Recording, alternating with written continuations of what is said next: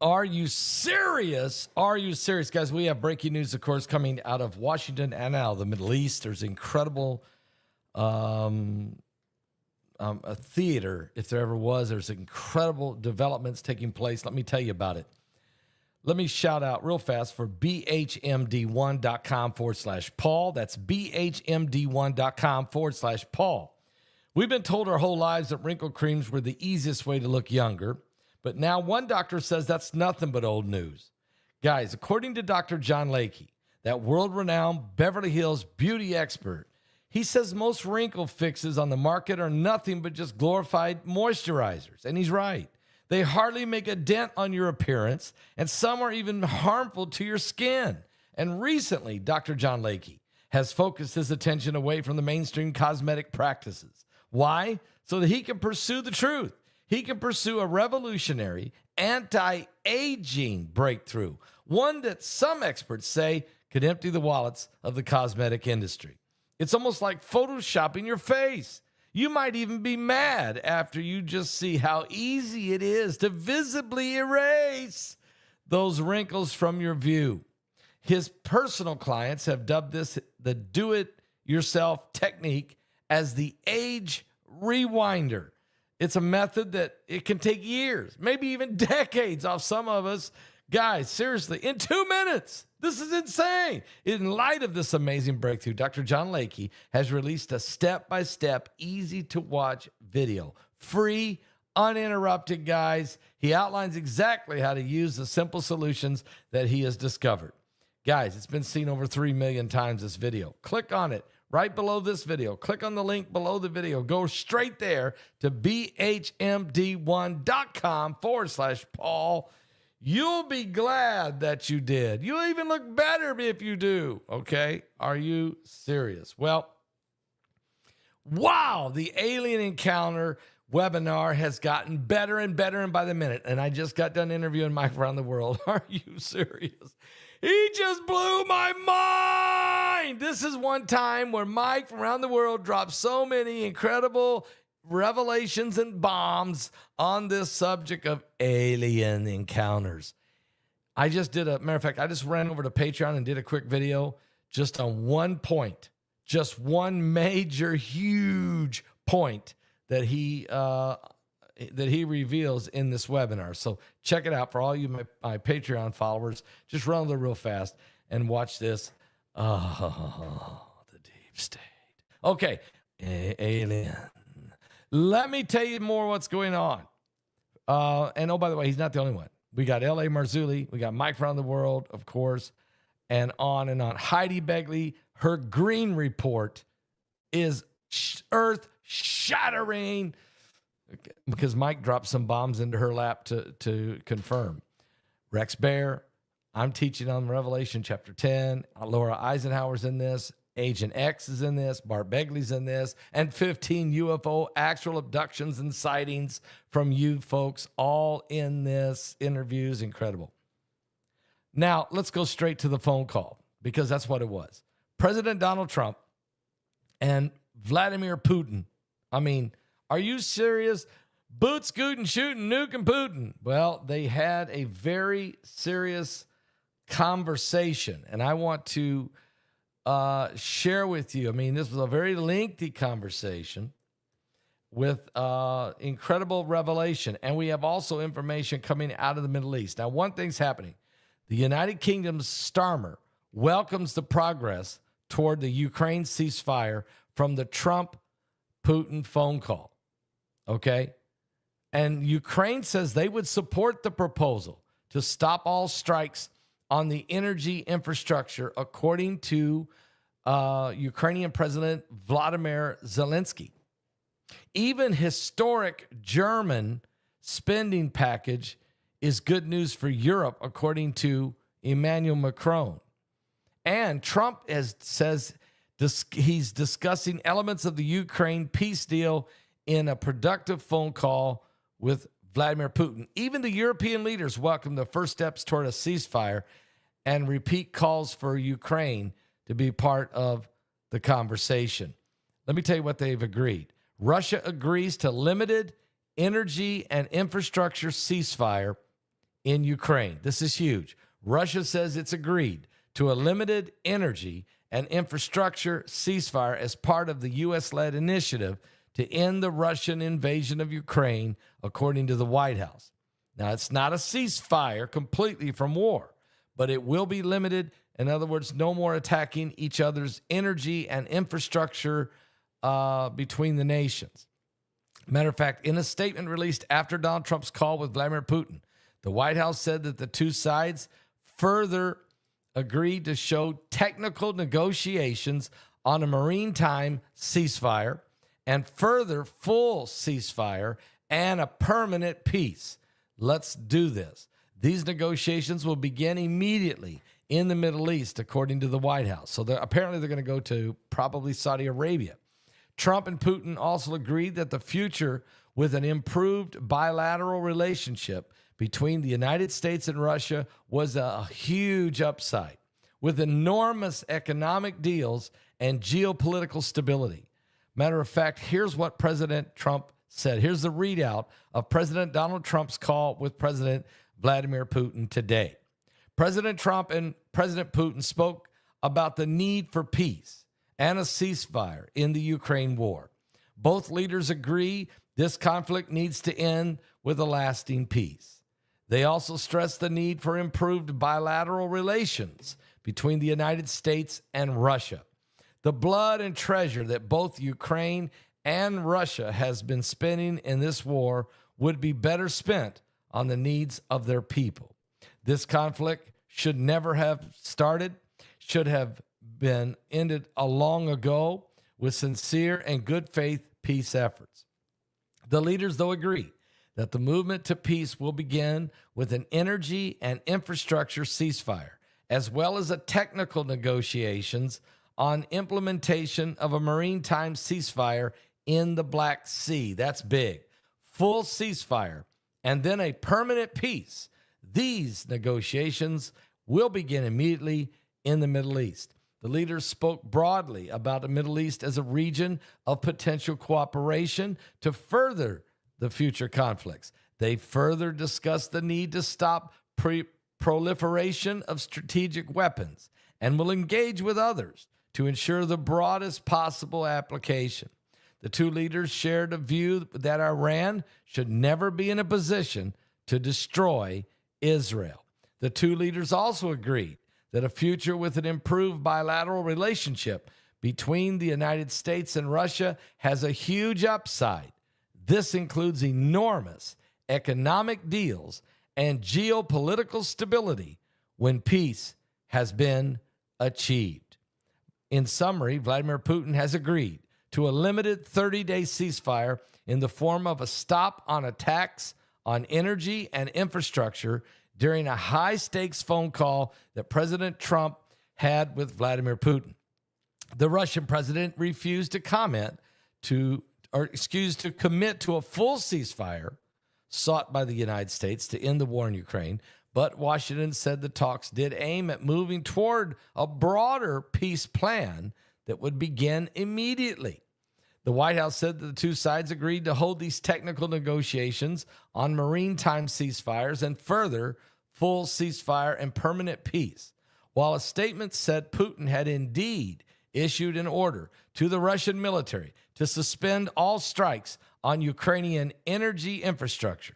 The Kremlin made it clear the maximal list demands for the fighting to end and to end the mobilization of Ukrainians and to rearm its armed forces and to end all foreign military aid and intelligence sharing for Ukraine. Ukraine's President Vladimir Zelensky welcomed the proposal to stop the strikes on energy targets, something Ukraine had already proposed in its own talks with the United States when they were in Saudi Arabia. He said he hoped to speak to Trump to get more details about how the talks went. Zelensky also told reporters that he hoped that Kiev's partners would not cut vital military assistance for Ukraine. He said he had spoken on the phone to key allies like the French President Emmanuel Macron and German Chancellor Olaf Scholz, and was confident the assistance would continue. And Macron and Scholz and the UK Prime Minister Keir Starmer welcomed the progress made toward a ceasefire amid fears that Washington could prioritize securing a deal over protecting Ukraine's interests. But Scholz insisted that a full truce must follow this important first step, and he and Macron stressed that Ukraine must be involved in these peace talks. Starmer also said the goal of negotiations must be just and a lasting peace for Ukraine. So, guys, there was some serious movement here. Trump has actually moved the ball down the field in this negotiation phone call today. First of all, the fact that the President of the United States is talking with the President of Russia is huge, because Joe Biden never spoke to Putin for the last 3.5 years of his presidency. Well, as a matter of fact, Joe Biden never even signed a document the last 7 months of his presidency. That's another subject. But the fact that there was no communication at all between the United States and Russia is now back on the table. Also, the fact that Trump got Vladimir Putin to agree to a limited ceasefire on not shooting each other's energy and energy infrastructural process, and the fact that he got Putin to agree not to fire any rockets or shoot and do any kind of maritime military operations there on the Black Sea. That was huge. Also, the fact that he was able to convince Putin to immediately start negotiations on a more lasting ceasefire and then ultimate peace plan, that would start immediately in the Middle East. They would be going to the Middle East, probably going to Saudi Arabia, where they would sit down with the United States and the Russians to work out a broader, comprehensive understanding of a longer range ceasefire and hopefully peace agreement. Now, Putin did not agree to let the Ukrainians sit at the table at the same time with him and the United States. But he did agree that he wanted to end the war and to create peace, and that the money and energy would be better off serving each other's people than fighting each other. So Zelensky, and also Trump got Zelensky to agree that to welcome this limited ceasefire agreement. And Zelensky welcomed the opportunity to take this to the next level of a ceasefire and to ultimately a peace agreement.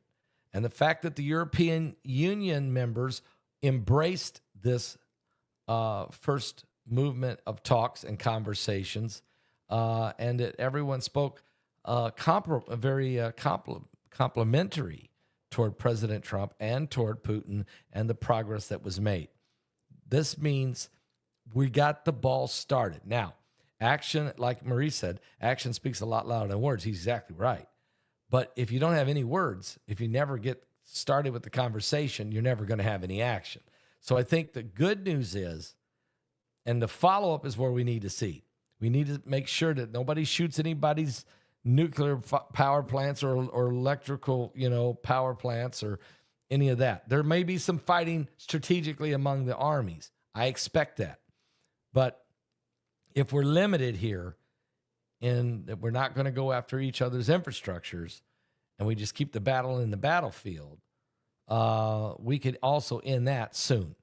And the fact that they both agreed to start immediately moving forward was very important. Now, what I'll really be happy is if I see Russians sitting across the table from Americans in Saudi Arabia in the next 48 hours.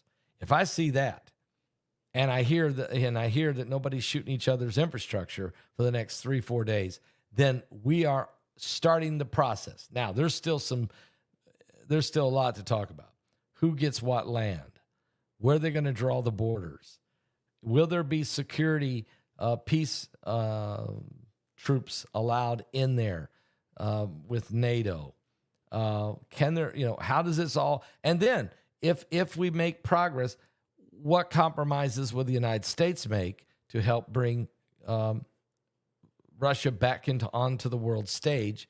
Because Russia, I'm sure, wants to be sitting back at the table at the world stage. And how to get the Europeans and the rest of the world to allow Putin back at the table? Everybody's got to give a little here. What does that all mean? The fact that Trump was able to at least move the ball, start the process, actually get people talking and agreeing to temporary, limited ceasefire is a start. And without a start, you can never get to the finish line. So for that, but there's a lot of work to be done. But let's at least pray. Let's just pray. Meanwhile, in the Middle East, it was ugly today. It was maybe the ugliest day of the war. Over 404 people were killed. The top 2 diplomatic representatives of Hamas killed. The top military commander of the Islamic Jihad killed. A lot of radical Hamas fighters were killed, and some civilians also died. There's no end in sight here. There's nobody talking about ceasefire. This is going to be an invasion by Israel. It looks like they're going to go barreling into Gaza this time to try to end this thing completely. So even though we see some movement in Europe, we've see a very, very dangerous. Now, the fact that Putin makes a comment that he doesn't want to see, that he agreed that Iran cannot have the ability to destroy Israel. Now, he didn't say they couldn't have nukes, but that's probably what he meant. The fact that he acknowledged that Iran can't do this is a start. But we know that Putin is the ex-KGB. We know he has built alliances with the Iranians and with the Chinese and with the North Koreans. So I'm not saying we can trust him, but I am saying, but at least we got people talking and we got some movement when it relates to Ukraine and Russia. And that at least is the beginning. The Bible says, blessed are the peacemakers, for they shall be called the children of God. And at this moment, Donald Trump is trying to do just that. Guys, give your life to Jesus Christ. It's getting ugly. And the webinar is Friday. We're only, 3 days away? Or 4 days away? We're 4 days away right now. We're 4 days away right now. And get your tickets so I can send you your links exactly at 6 p.m. on Friday night, February 21st. I'm blown away. I knew this webinar was going to be great, but I didn't know how great it was going to be. But I just interviewed Mike from the world, and I'm still blown. My head's still spinning. I don't think he's ever been this candid before. We got L.A. Marzulli. We got Mike from the world who just dropped. I don't know what to tell you. Go to Patreon and watch this 2-minute video I just posted about what Mike said to me. Heidi Begley's Green Report is amazing. Rex Bear, I'm interviewing him tomorrow. I'm going to be teaching from the 10th chapter of my book, Revelation 9:11. Laura Eisenhower gave the best interview she's ever given to anybody. I've heard her in different places. No. The best she's ever done on the deep state. Matter of fact, Mike from the world blows your mind on the deep state with this alien discussion and a whole lot more. And then Bart Begley's got a documentary. And then we interviewed 15 people that either were abducted or had firsthand contact with UFOs or UAPs or aliens or some kind of entities, with some people with pictures and video. All of this being brought forward in this webinar, the best ever alien encounters. Are you serious? I mean, seriously, are you guys serious about what I'm trying to tell you here? It's beyond crazy. It's just, somebody said this recording should be submitted for the Dove Awards. I just seen that. I just got an email on that. For the Dove Awards? It is a beautiful song, but I don't know.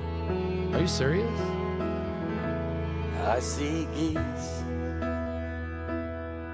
flying high above the water, a child fishing with his father in the rain. I can smell blackberry brandy and chocolate-covered candy. I see a soldier crying on a train, falling asleep, Hemingway. And the light under the Tiffany lamp glows all night long as I dream with weary wonder, leaving Earth before the dawn. I walk the lonely streets of Paris. I was lost and so afraid, falling asleep, reading Hemingway.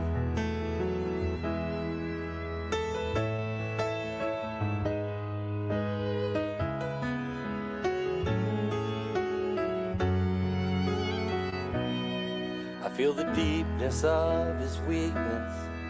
I can taste the brandy sweetness at a roadside Idaho cafe. I can hear old Teddy laughing, Fitzgerald's toes a-tapping to the roaring sounds of yesterday.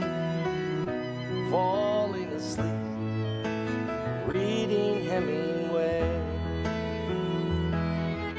And the light under the Tiffany lamp glows all night long as I dream with weary wonder, leaving Earth before the dawn.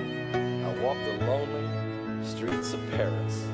I was lost and so afraid, falling asleep, reading Hemingway.